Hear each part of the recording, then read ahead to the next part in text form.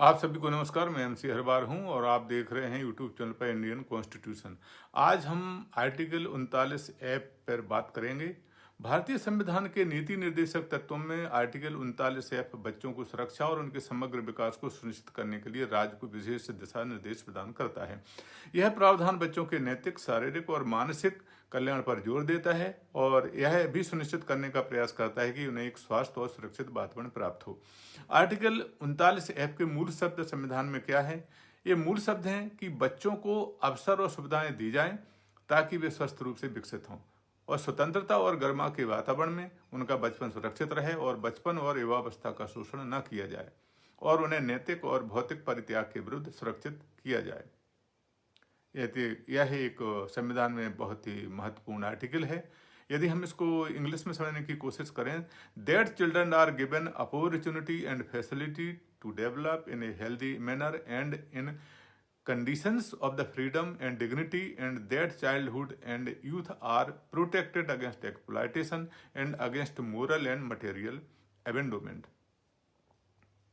यदि हम इस आर्टिकल के व्यवहारिक जीवन में महत्व को समझें तो बाल अधिकारों की सुरक्षा में इस आर्टिकल का बहुत ही महत्वपूर्ण उपयोग है। आर्टिकल 39 ऐप यह सुनिश्चित करने के लिए राज्य को निर्देशित करता है कि बच्चों को एक ऐसा वातावरण प्रदान किया जाए जहां वे सुरक्षित और सम्मानपूर्वक जीवन जी सकें। इसका उद्देश्य बच्चों को शोषण, दुर्व्यवहार और नैतिक या भौतिक उपेक्षा से बचाना भी है।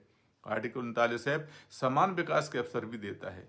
यह प्रावधान बच्चों के समग्र विकास के लिए उपयोगी अवसर प्रदान करता है और सुविधाएं प्रदान करने पर भी जोर देता है, जिससे वे अपने जीवन में पूर्णता प्राप्त कर सकें। यह शिक्षा, स्वास्थ्य और सामाजिक सुरक्षा पर विशेष ध्यान देने की आवश्यकता को रेखांकित भी करता है।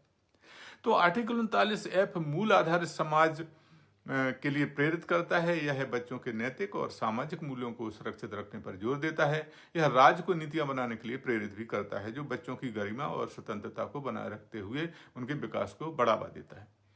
तो यदि हम आर्टिकल 39 ऐप की व्याख्या करें तो आर्टिकल 39 ऐप संविधान का एक महत्वपूर्ण दिशा निर्देशक तत्व है जो राज्य को बच्चों के अधिकारों की रक्षा करने, उनके स्वास्थ्य विकास को सुनिश्चित करने के लिए मार्गदर्शन प्रदान करता है। यह प्रावधान बच्चों को किसी भी प्रकार के शोषण या दुर्व्यवहार से बचाने के लिए कानूनी, सामाजिक और आर्थिक सुरक्षा प्रदान करने की आवश्यकता पर जोर देता है।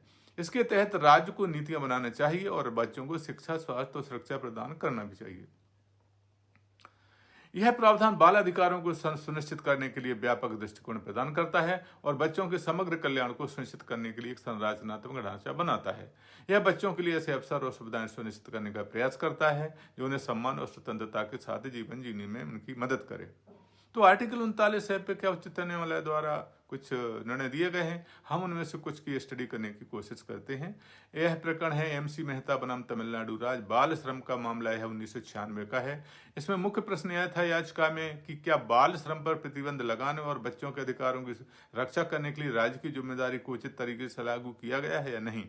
तो इसका उच्चतम न्यायालय ने काफी गहन अध्ययन के बाद कहा कि बाल श्रम संविधान के नीति निर्देशक तत्वों के उल्लंघन में है और कोर्ट ने आदेश दिया कि राज्य सरकार बाल श्रम को समाप्त करने के लिए सख्त कदम उठाएं और बच्चों को शिक्षा और पुनर्वास सुविधाएं प्रदान करें। कोर्ट ने आर्टिकल 39 ऐप के महत्व पर जोर देते हुए कहा कि बच्चों को सुरक्षित, स्वस्थ वातावरण में विकसित होने का पूर्ण अधिकार है। एक अन्य प्रकरण में देखते हैं।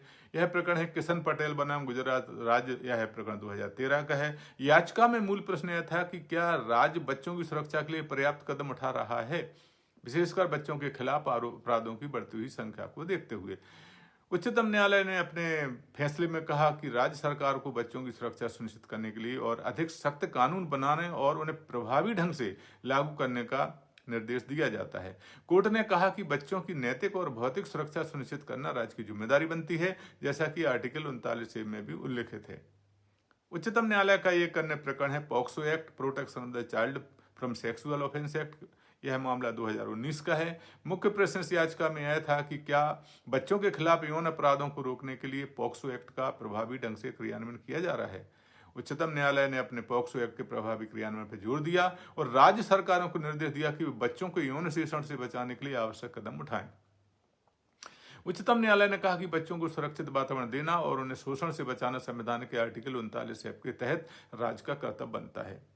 तो आर्टिकल 39 ऐप को यदि हम निष्कर्ष रूप में कहें तो यह भारतीय संविधान का एक महत्वपूर्ण प्रावधान है जो बच्चों के अधिकारों की सुरक्षा और उनके समग्र विकास को सुनिश्चित करने पर जोर देता है। यह प्रावधान राज्य को यह सुनिश्चित करने के लिए प्रेरित करता है कि बच्चों को किसी भी प्रकार के शोषण या दुर्व्यवहार से बचाया जाए और उन्हें एक सुरक्षित और सम्मानजनक वातावरण दिया जाए। तो निष्कर्ष रूप में हम कह सकते हैं कि यह एक संवैधानिक मार्गदर्शक है जो राज्य को बच्चों के कल्याण और सुरक्षा के लिए प्रभावी कदम उठाने के लिए प्रेरित करता है। यह बच्चों को स्वतंत्रता, गरिमा और समानता के साथ जीवन जीने का अधिकार देता है। न्यायपालिका ने इस प्रावधान के महत्व को रेखांकित भी किया है और यह स्पष्ट कर दिया है कि बच्चों की सुरक्षा और विकास को सुनिश्चित करना राज्य की एक प्रमुख जिम्मेदारी है। तो साथियों, यह थी आर्टिकल 39 ऐप की जानकारी जो आपकी ओर प्रस्तुत की गई है। हम जल्दी एक नए आर्टिकल के साथ आपके समक्ष पुनः उपस्थित होंगे। यदि आपको यह आर्टिकल उपयोगी लगा है तो कृपया करके इसको सब्सक्राइब करें, शेयर करें और हमें कमेंट भी दें। हम जल्दी ही एक नए आर्टिकल के साथ आपके समक्ष पुनः उपस्थित होंगे। तब तक के लिए धन्यवाद।